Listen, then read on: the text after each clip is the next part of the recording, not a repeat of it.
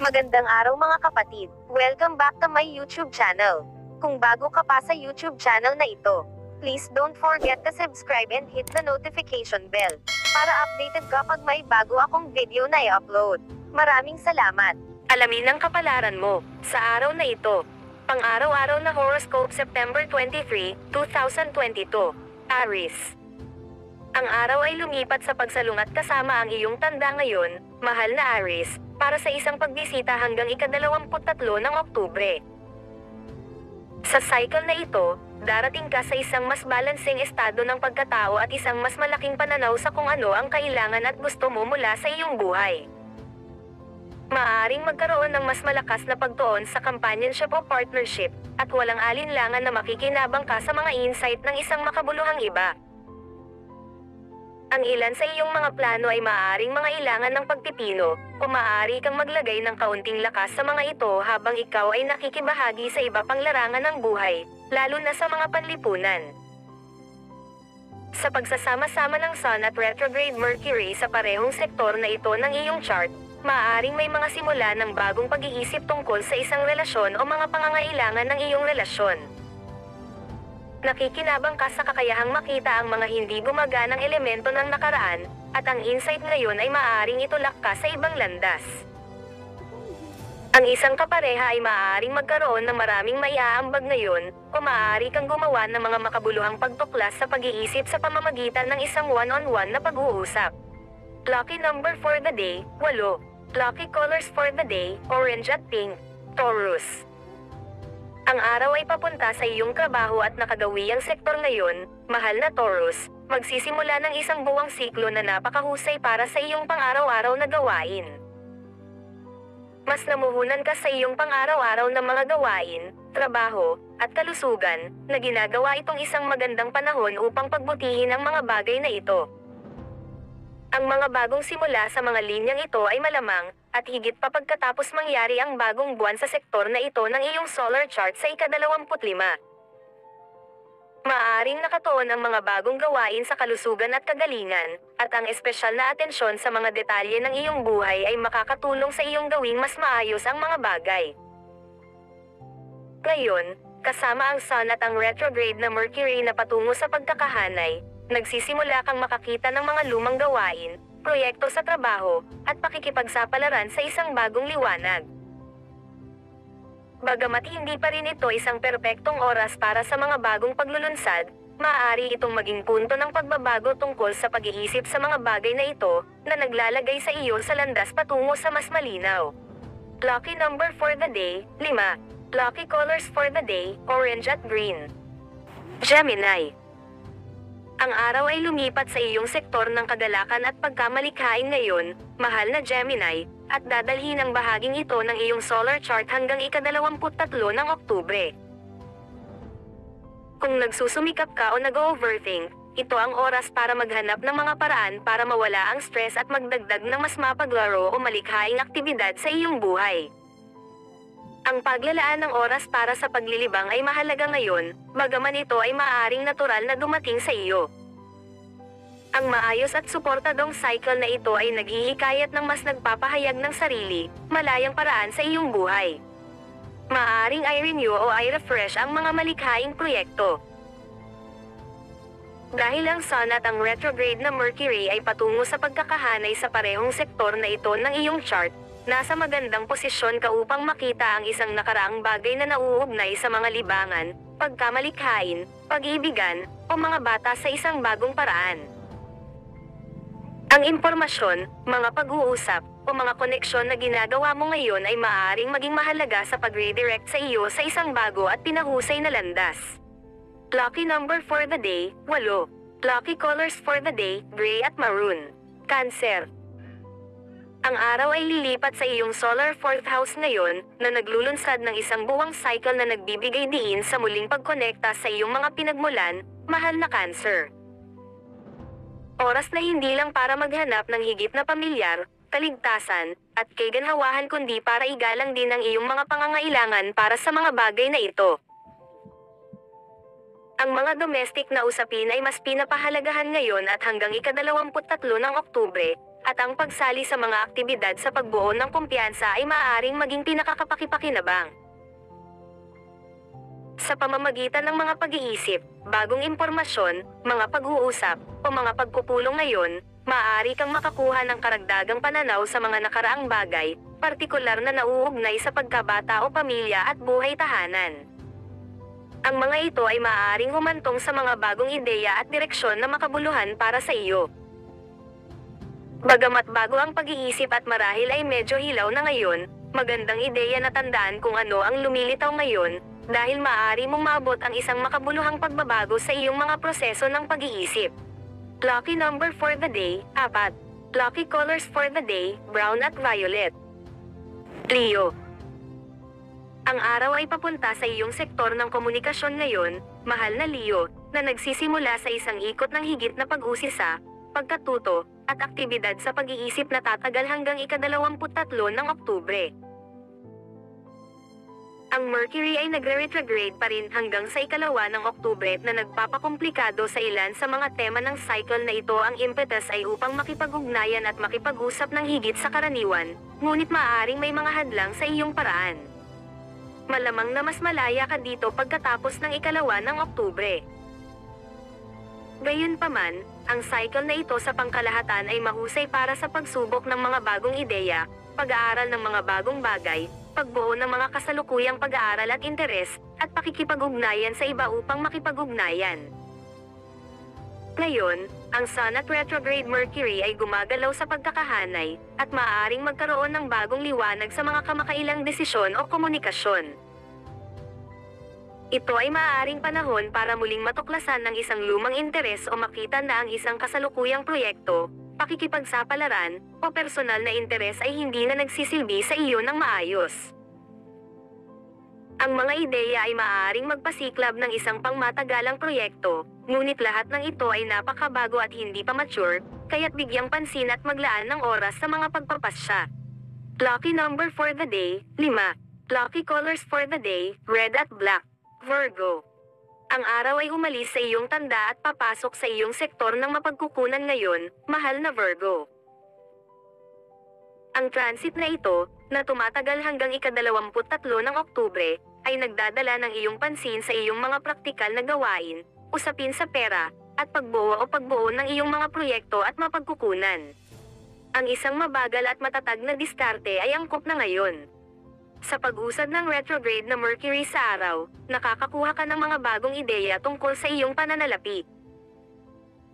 Ang karagdagang impormasyon tungkol sa isang nakaraang bagay, o bagong pag-iisip sa isang lumang problema, ay maaaring lumabas ngayon, partikular na tungkol sa pera, bagay, at negosyo. Maaari itong maging simula ng isang bagong direksyon na maaaring hindi pa malinaw ngunit maaaring maging makabuluhan. Magtala.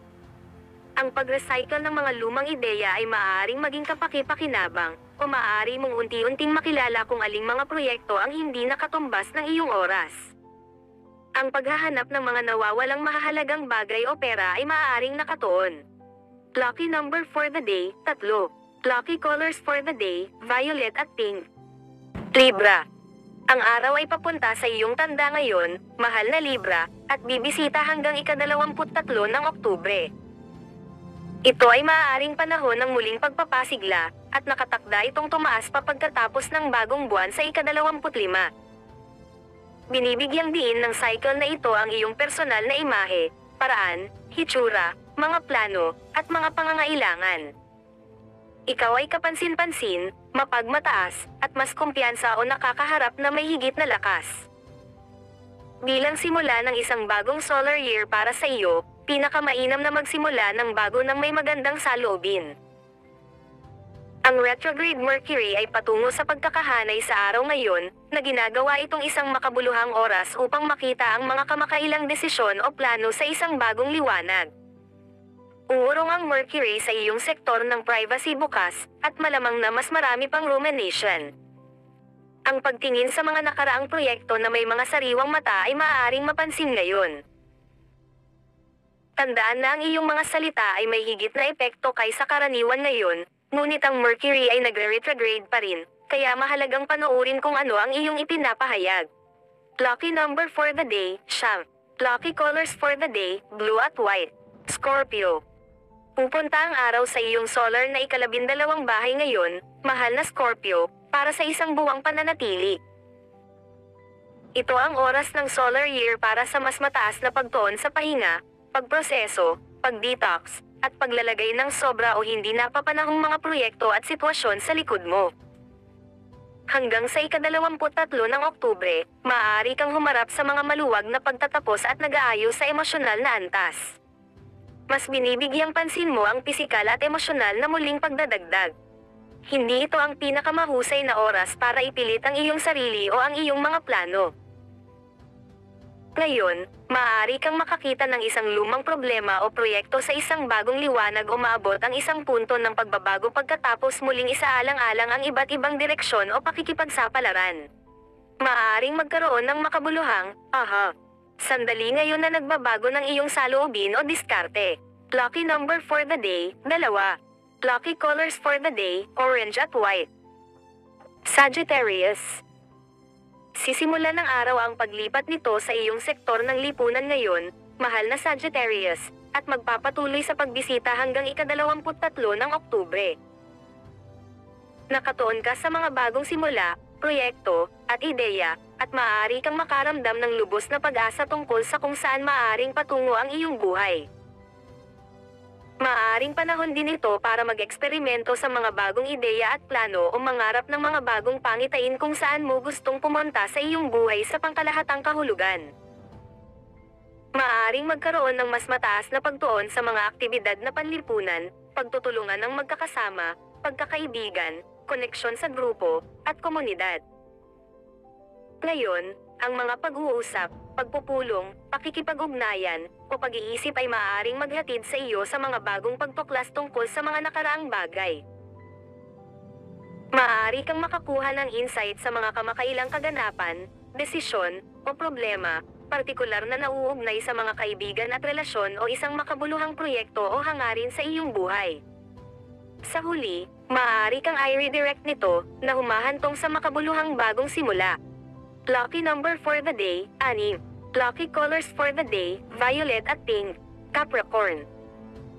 Ang araw ay lumipat sa iyong sektor ng karera at reputasyon ngayon, na nagsisimula sa isang buwang transit na naghihikayat sa iyo na maabot ang mga bagong taas, mahal na Capricorn.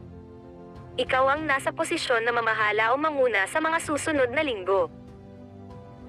Isa ito sa mga oras na may pinakamaraming layunin ng taon, at maaari rin itong maging isa sa mga mas pampubliko, napapansin ka ng mga tao, at maaari kang maging mas may pananagutan kaysa karaniwan. Ang iyong pagganap at mga nagawa ay maaaring nasa mataas na focus. Ngayon, maaari kang makakuha ng natatanging insight sa isang usapin sa karera, pagganap, o reputasyon, partikular na nauugnay sa mga kamakailang desisyon at pagpili. Ang mga pag-uusap, kaisipan, impormasyon, at koneksyon ay maaaring maging makabuluhan na humahantong sa mga bagong simula. Bagamat malamang na dapat maghintay ang mga desisyon dahil bago ang pag-iisip, magagamit mo ang panahong ito para mas maunawaan ang iyong mga proyekto, layunin, at pangangailangan.